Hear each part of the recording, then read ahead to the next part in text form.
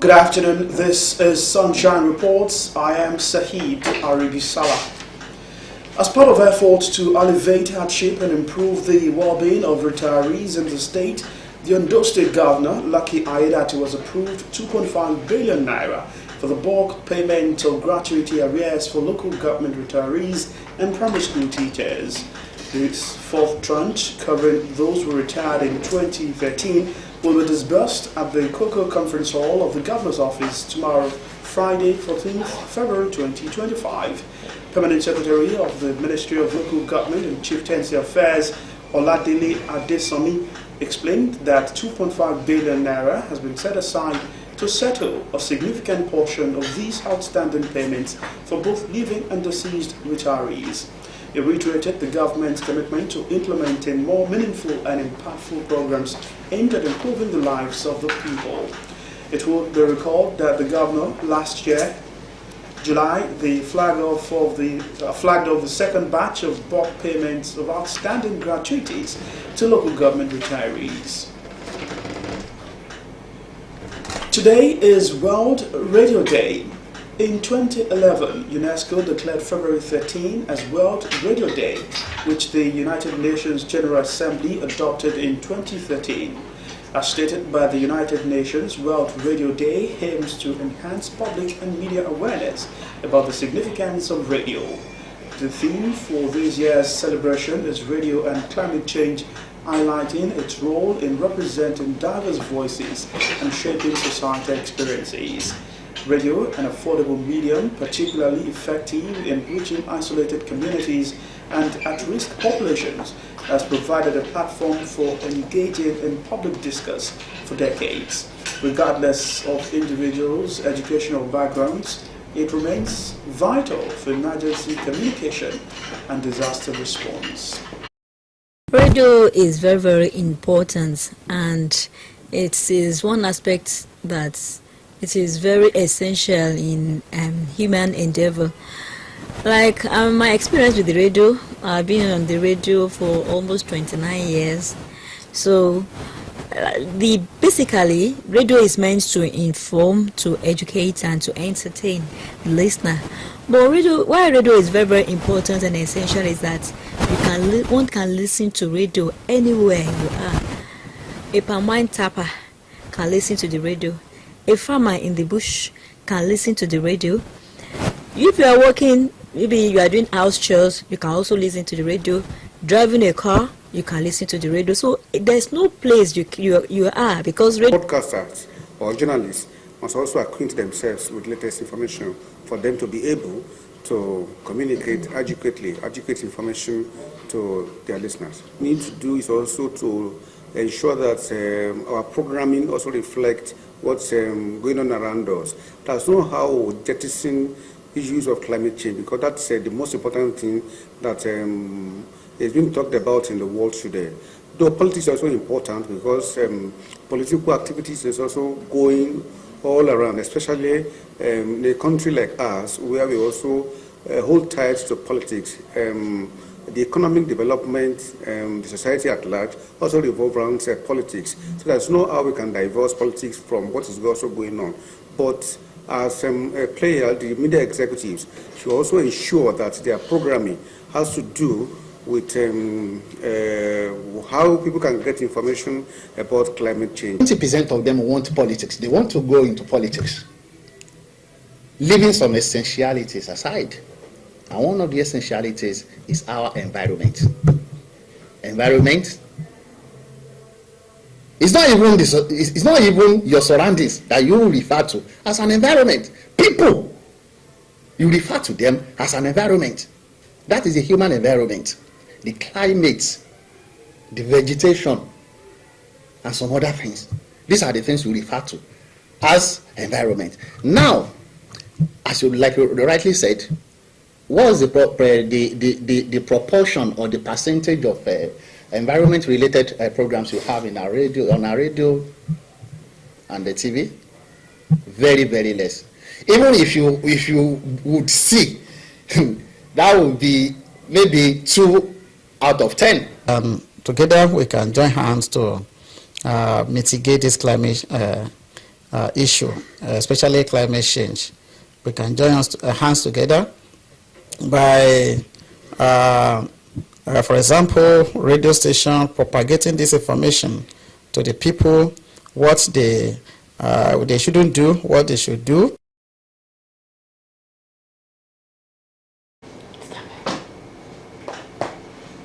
Media professionals and climate experts speaking there on World Radio Day and its theme, Radio and Climate Change. The management and staff of Ondo State Radio Visual Corporation, Osrc, have appreciated the Director General of the Media Group, Mr. Kenneth Odushola Stevenson, for realizing the reconnection of the state media outfits to the national grid. The staff who gave a rousing welcome upon the DG's arrival at the office said his commitment to revitalize the corporation gladdens their heart. There's more in this report.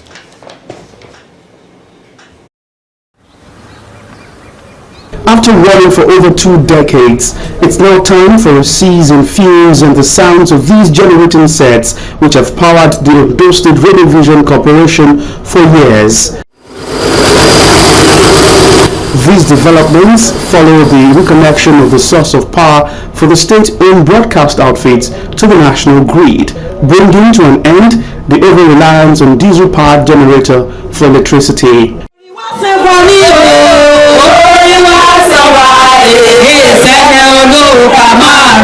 The situation is welcomed with joy by members of staff and management as they emerged from their offices to welcome the corporation's Director General, Kenneth Odushola Stevenson, with a say has kept to his promise.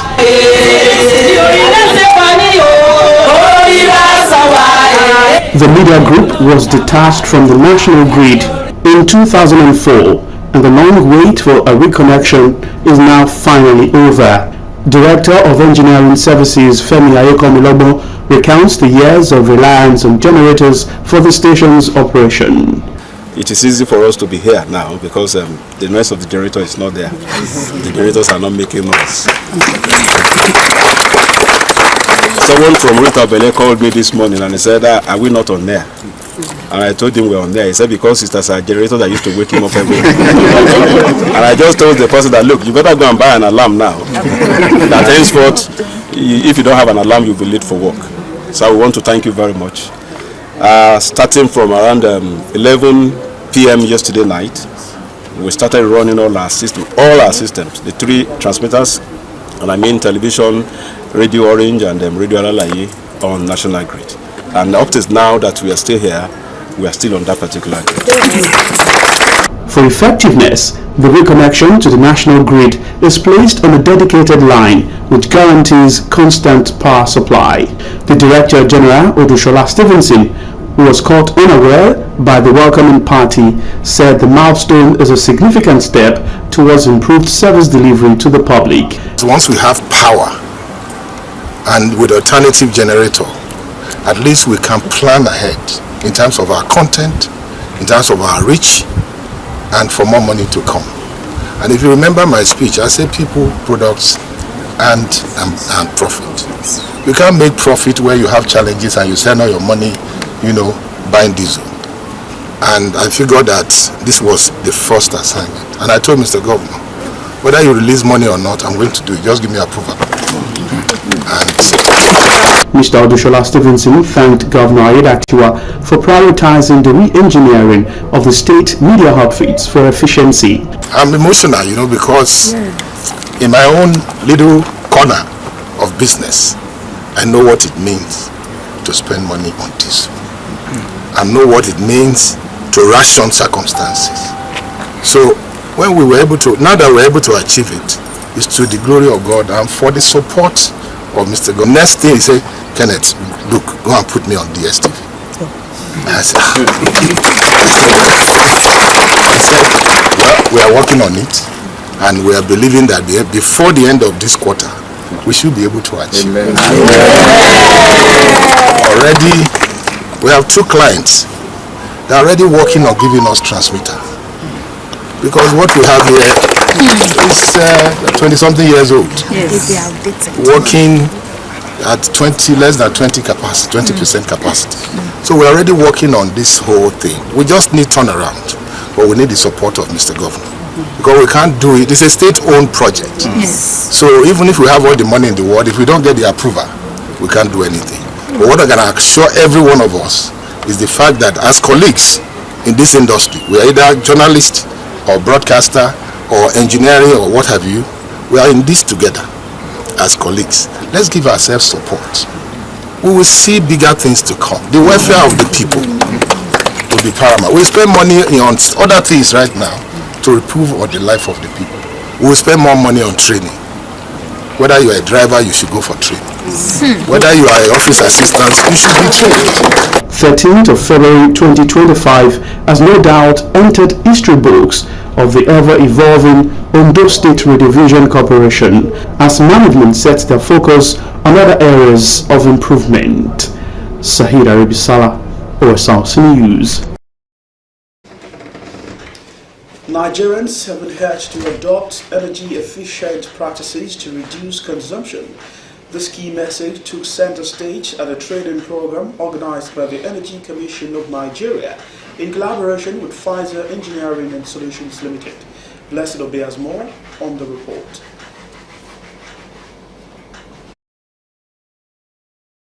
A significant step towards promoting sustainable energy was taken as experts and participants convened for a sensitization and training program. The training, organized by the Energy Commission of Nigeria in partnership with Pfizer Engineering and Solutions, aims to educate participants on the importance of reducing energy consumption and increasing access to cleaner energy. Speaking at the training, the Director General, Energy Commission of Nigeria, represented by the Chief Scientific Officer, Nafiu Tijani, emphasized the pressing energy challenges Nigerian faces, noting that adopting efficient practices could reduce energy consumption. Nigeria, like many other countries, faces significant energy challenges, which you know. Our energy consumption patterns are often inefficient, leading to wasted resources, increased energy cost, and environmental degradation. However, by adopting energy-efficient practices and the technologies, we can reduce energy consumption, lower cost, and create more sustainable future. Managing Director, Pfizer Engineering and Solutions, Temitope Awe, stated that the training was designed to reorient Nigerians towards clean energy initiatives while addressing the persistent issue of power wastage. The world is moving towards renewable energy now, and with renewable energy solutions, we have to train people on the efficiency of the process and the efficiency of the energy itself, so that we can eliminate the long-standing problems of power wastages that we've always had over the years. And because with the new energy now, we have to make sure that whatever is being produced is being consumed, and the only way we can achieve that kind of synergy is to make sure that we reduce wastages in the energy sector to the barest minimum. The 3-day training program is structured to provide participants with the knowledge and skills needed to contribute to a sustainable and energy-efficient future for Nigeria. The more people get enlightened, the more they're empowered. And the more you're empowered, the more you can do well for yourself. Even in terms of cost savings, in terms of just doing everything better. We are expecting that by the time we are through with this training, we'll be able to go out there and preach the gospel of minimizing the consumption of our energy to the public. The training is expected to equip participants with practical insights into clean energy solutions and effective energy management. Blessing. Away from energy matters now to the legislative arm of government, where the Ondo State House of Assembly has called for a decisive action to tackle the growing challenge of persistent violation of the law prohibiting forceful entry and illegal occupation of landed properties, as well as violent and fraudulent activities related to land matters in the state. The lawmakers, during plenary presided over by the Speaker Olamide Oladiji, raised alarms over the increasing cases of miscreants violating the anti-land grabbing law, questioning the effectiveness of the legislation passed to protect property owners. House of Assembly correspondent Omoshiola Adesoyajayi reports. On 24th December 2024, the Ondo State House of Assembly passed into law a bill to curb the activities of illegal land grabbers in the state and was assented to by Governor Lucky Ayedatiwa, and the concern over the persistent violation of the law took center stage during the plenary. While expressing displeasure over ineffectiveness of the lawmakers noted that the situation has become worrisome, with reports of land disputes escalating into physical confrontation, thereby threatening peace and security in various communities across the state. Let the law profession come up with a research for this law that can be enacted so that we can have a course of law. Also, the sponsor of the anti-land grabbing bill, Muyolorun Ogunwumiju, lamented that despite the passage of the bill into law, enforcement has remained weak, allowing miscreants to operate with impunity, and called for immediate action by relevant authorities to ensure strict implementation. This is a situation which is, of course, not palatable. This is a situation that we believe can be prevented if this law is allowed to work. Relevant stakeholders to ensure the law is effectively implemented. The Ministry of Justice should expedite action by presenting the law so as to enhance the enforcement of the law by the relevant authority. Government should give orientation to the public so that they will be aware that there is a law in place. It therefore constitutes an 8-man committee headed by the lawmaker representing Okitipupa Constituency 2, Ololade Gbegudu, to ensure efficient and effective implementation of the law and also ensure that decisive actions are taken against land grabbers and their sponsors. As concerns grow over the rising cases of land grabbing, all eyes are on those state government and law enforcement agencies to determine whether the existing law will be enforced or if the new version will be required to tackle the challenge. Justin Ifeanyi has underscored the importance of strengthening collaboration and synergy among security agencies in the state. Ifeanyi made this assertion during his ongoing familiarization tour of heads of security agencies in Ondo State. While visiting the Department of State Services, Ondo State Command, the commander noted that the 32 Artillery Brigade is committed to strengthening the already existing cordial relationship and synergy with other security agencies in the state, which he described as a key factor in combating insecurity. Brigadier General Ifeanyi reiterated the need for all security agencies in the state to come together and collaborate in the interest of national security. The increasing prevalence of illicit drug use, particularly among youths, has become a major public health and social concern in Nigeria. With over 14 million people battling addiction, urgent collective action is needed to curb this menace, which continues to undermine both individual well-being and the nation's social and economic growth. The Ondo State Deputy Commander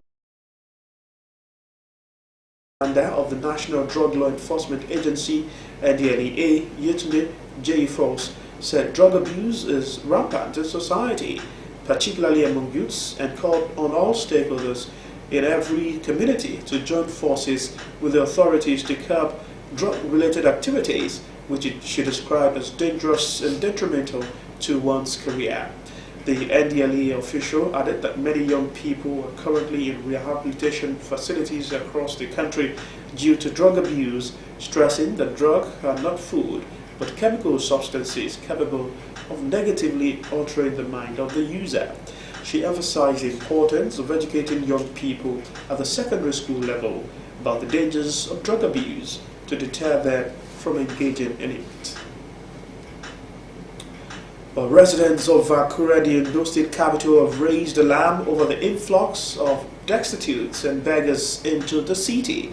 They said the state capital is fast becoming a dumping ground for beggars and expressed fear over its attendant effect. Osrc's Abidemi Akinrote reports. A few months ago, efforts were made to eradicate alms begging in Akure, Ondo State capital. Has now been a resurgence of street begging on the city, with beggars of all ages returning to their usual spots. They now have field days in the strategic locations such as Old Garage, Metadol area, First Bank area, among others. Residents claimed that the beggars were brought into Akure by unknown individuals who abandoned them without providing any support. This development is now giving residents sleepless nights as they fear its consequences. They said the beggars have now constituted themselves a security threat and cause traffic gridlock, especially at the Old Garage area. They will bring trailers of people to come and deposit in Ondo State there. When they deposit them, they will just come down, go to wherever they are, like go to Araromi Street, go to Odojoka Street, go to high school. You see houses there. They have taken the place from the Yoruba people. Odokoyi, all of them like that. Hausa people are taking it over from Akure people. And we are not doing anything against it because the security is porous. Our security is very, very porous. Every day, anybody, It's very risky. This place don't know, maybe the person is a learner or a restaurant or a professional, so it's very risky for their life and it makes the whole town to be dirty. They called for sustainable solutions to the influx of destitute and alms beggars. There's not anybody that has power over them except government. And government, they are seeing them every day yet. They are increasing every day by day. So it is only the government that can take care of them. Nǹkan tá pé wọ́n rí nìkan tó lè kún wọn sí àbí kọ́ rí nìkan tó lè pámọ́lẹ̀tì wọn sí káwọn tó wá fẹ́ ṣe nǹkan kọ́ lọ́wọ́ bá wọn bẹ̀. I will advise the government to sit down. We have brains in Nigeria. We have brains in Nigerians. But if we are working for a country and some people sitting down in a place getting about 29 million naira home every month, we will like to work. A professor, how much do a professor earn? So we should try as much as possible to support the practical education. Observers say the influx of the destitute and beggars negates the urban renewal strategies of the state government and called for immediate actions. Abidemi Akinrote, Osrc News. Amen. After a long absence, toll gates are set to make a return on more federal highways across Nigeria. The federal government has confirmed plans to reintroduce tolls, a move that was announced by the Minister of Works, Dave Umahi. This development has sparked mixed reactions from Nigerians, with some supporting the initiative and others requested more time for it to take off.